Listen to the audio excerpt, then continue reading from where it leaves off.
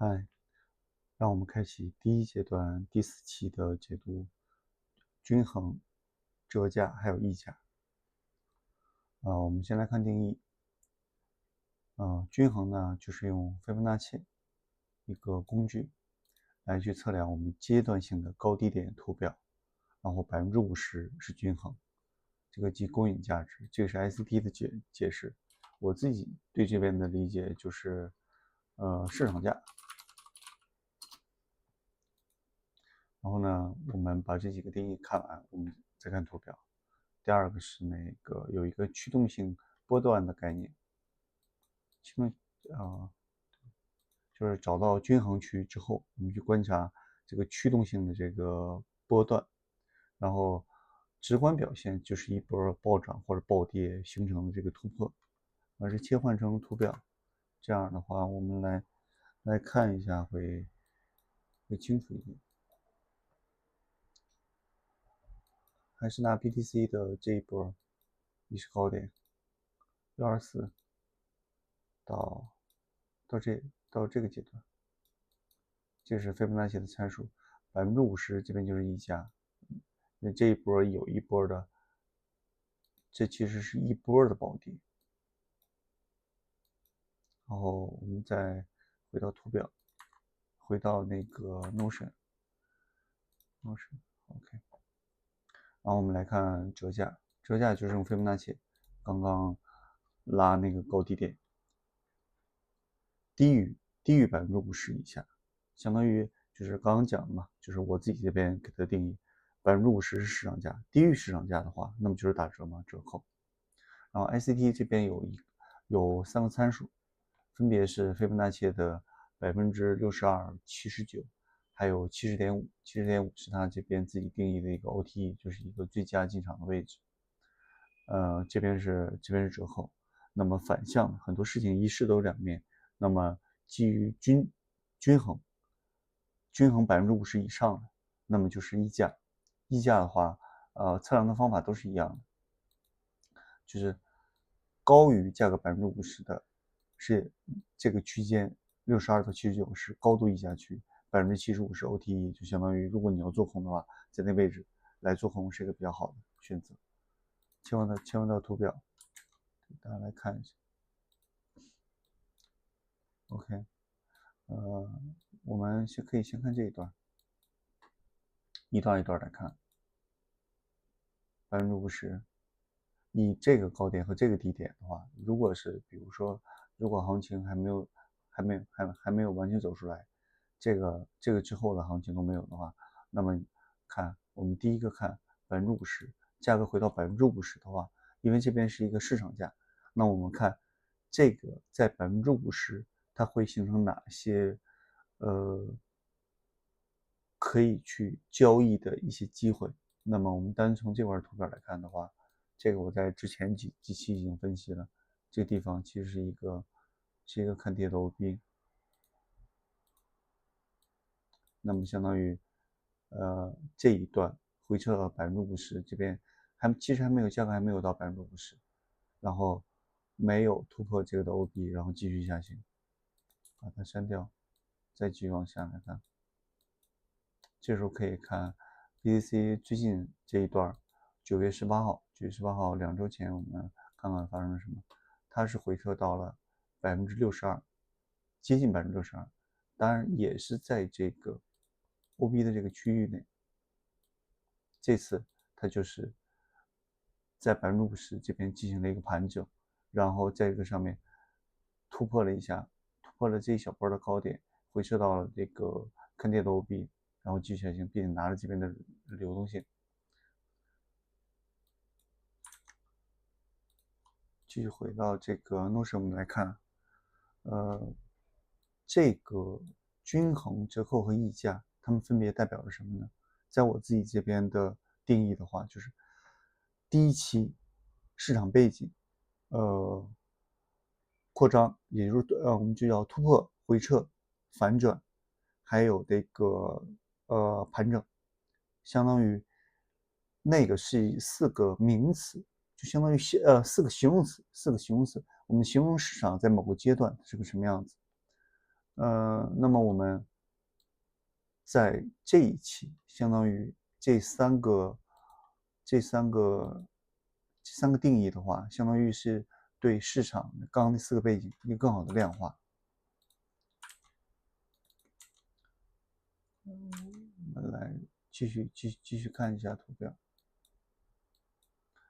在大级别就是日线以上来去看这个东西，看这个行情的话，用这个阶段你可以很轻易的，只要斐波那契一拉，你就可以知道，哇，比如说我在这个区间，那么它处于一个50%，这个50%的话，可能这个地方是个市场价，它也有可能上去，也有可能下去，然后结合这个整个左侧这边的背景，它其实是一波的下行。那么这个时候，比如说你在这个地方做多，如果你是一个短线思维的话，你可以考虑这个地方接近仓、跳头仓。如果是你之前这个位置没有进行去做空，这个位置没有进行做空，那么在这个位置，你可以来看市场的一些行为，看看是不是给你进行去做空的机会。不管是做空还是做多，怎么看呢？去看 ICT 的几个工具，结合着对应的背景，比如说这个地方，那么这个地方就是一波，其实是一个流动性的猎杀，就流动性获取吧。然后呢，同时它回撤了高点，回撤了一个看跌 OB。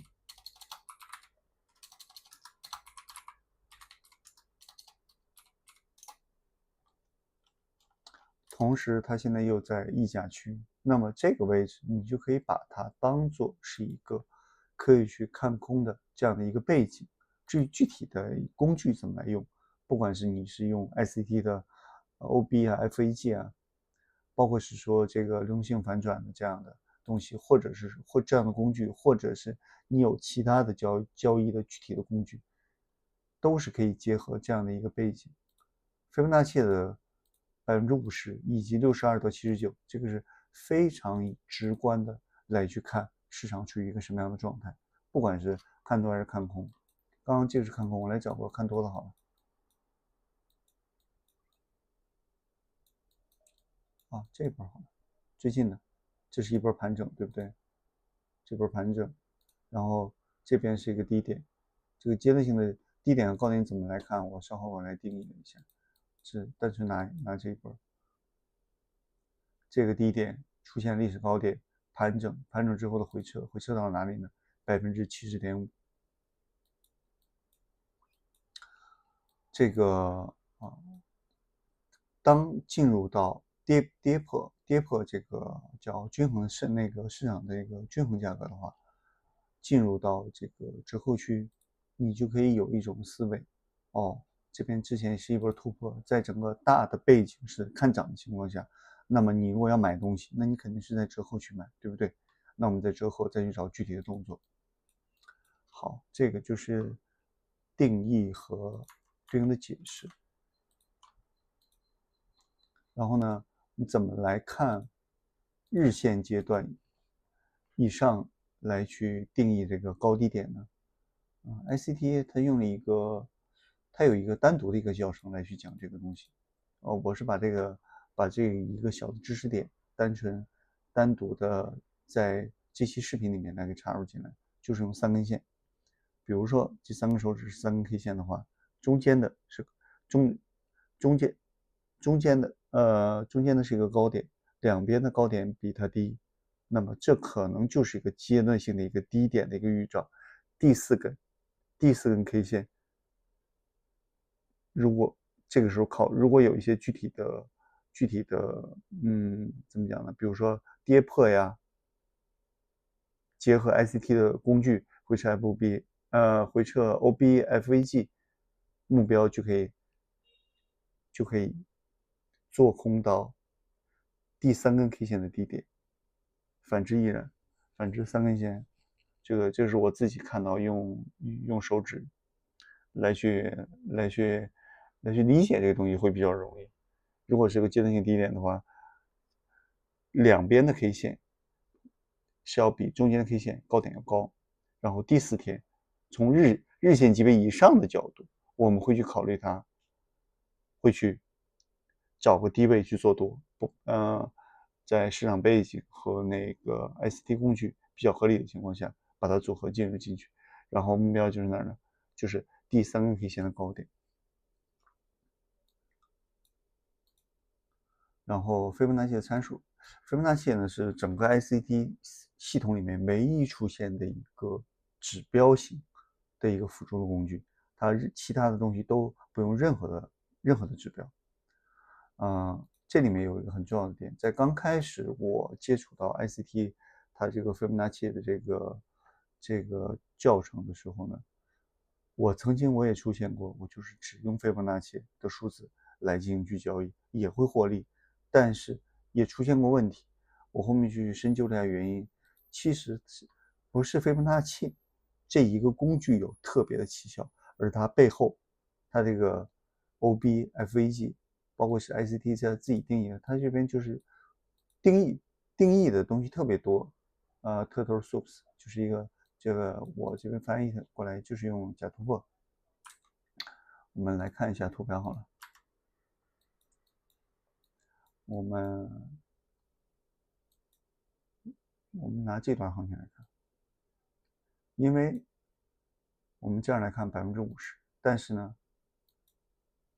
这边因为是一个连续性的跌破，我们其实这是一个最大的一个背景，我们在这个上面再给它其实是不停的在给它套小的斐波那契。如果从这个角度来看的话，我把这个来删一下，这个最大的62%以上，这个时候就可以去用做空的这种思维来去看是否有这样的机会。但是